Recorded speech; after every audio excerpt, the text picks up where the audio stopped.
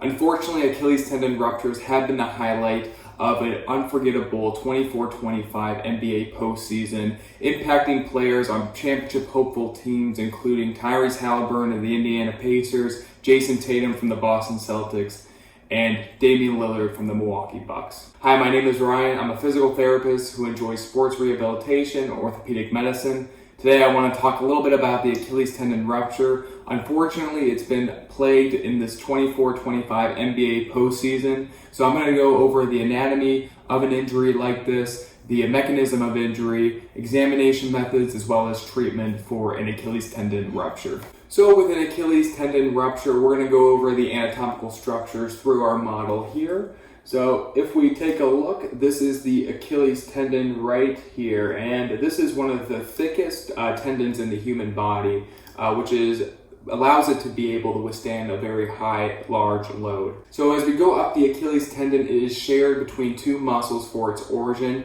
You have the gastrocnemius, which is seen right here, the larger of the two, as well as you have the soleus muscle. Both share very similar actions. Both are going to help plantar flex the foot or the ankle, which is basically just bringing your toes down towards the ground. Now, this action is extremely important in everyday life, just for locomotion or for ambulation. It's going to be very important for walking, running, jumping, and especially important for all various athletes who encompass those sort of things on a day-to-day basis. So as we move down the Achilles tendon, it actually inserts into this large bone right here called the calcaneus, and this is considered your heel bone.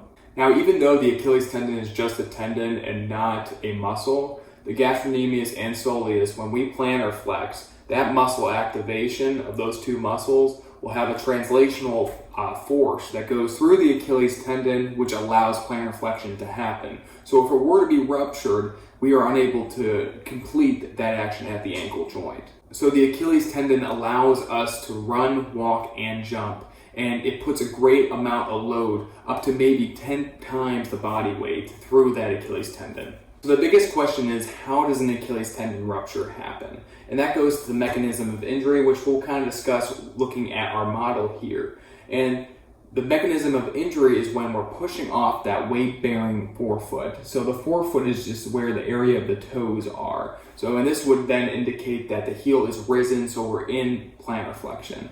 This also will occur if the knee is extended, and that is usually the motion as when we're beginning to sprint, run, or even jump. Another mechanism of injury is when there's an excessive amount or sudden amount of dorsiflexion, and this is typically not seen when you look at the sports world. Typically, it's going to be more pushing off that forefoot when it's weight bearing through the ground while that knee is extended. So for an examinational findings, at the moment of the rupture, we're going to have a lot of sharp pain.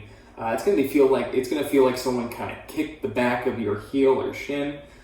It's going to feel like a dagger as on the back of the calf. It also could coincide with kind of a loud pop or crack sound. Now, if we were to palpate the Achilles tendon after a rupture, there is a possibility we'd be able to feel a gap where the rupture happened. And for observational purposes and what we would do in examination, you'd see a lot of swelling in the back of the heel, a lot of decrease in active plantar flexion, and an increase in passive dorsiflexion. You would also see most likely an antalgic or a painful gait. And finally, we physical therapists do have special tests to help determine if there is an actual Achilles tendon rupture. So one of the tests that we like to use is called the Thompson test. This simply is just squeezing the calf muscle belly, pretty much the gastrocnemius as well as the soleus, and squeezing the muscle and seeing if the ankle plantar flex. If you're squeezing the muscle and the ankle is starting to plantar flex, that would show that the Achilles tendon is intact. However, if there's minimal compared to the other side, or if there's absent in plantar flexion, that would then show that there might be an Achilles tendon rupture. And finally, we'll talk a little bit about treatment. Typically, especially with a lot of the NBA players that recently underwent their Achilles tendon rupture, they had a surgical operation to help stitch back that Achilles tendon.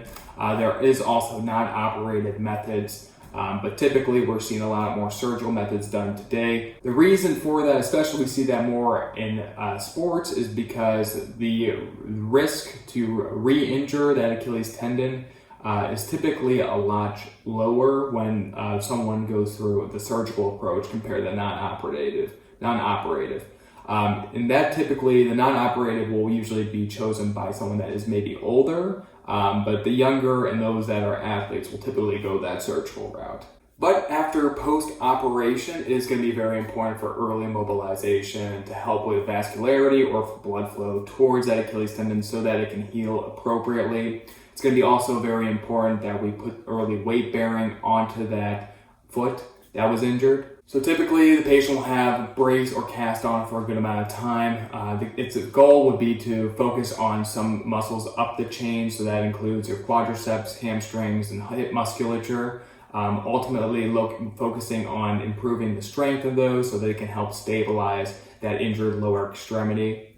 And the unfortunate truth about this injury is that it takes a long time for it to heal. So typically people aren't starting light activities like walking on their own without any assistive devices and with any restrictions, as well as swimming for about 4 to 6 months, and then getting back to their vigorous high-level sport or activity can take about 9 to 12 months. So unfortunately for players like Damian Lillard, Jason Tatum, and Tyrese Halliburton, just based off when they got injured this postseason, it probably will take them most of all next NBA season for them to get back to complete and full health. But I hope you guys did enjoy this video. I hope you found it informative and learned a little bit about the Achilles tendon rupture, the mechanism of injury, as well as what a physical therapist would do in a certain situation for a specific patient. But I hope you enjoyed, and I'll see you next time.